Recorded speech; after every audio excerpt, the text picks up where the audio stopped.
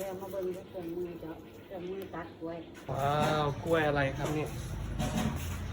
หวีใหญ่มาก พ่อชื่อกล้วยอะไรนะกล้วยบุษี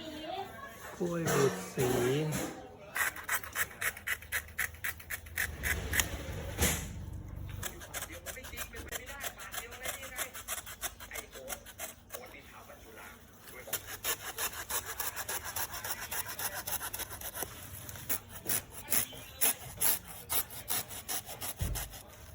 เอามาเข้าบ้านบ้าง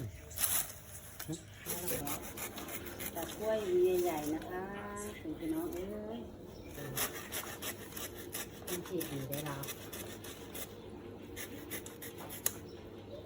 เดี๋ยวมาเบิ่งด้วยเครื่องมือเจ้าเครื่องมือตัดยอดเลย8 หวีจ้าหวีนี้ล้วนๆโครงการเกษตรเรือน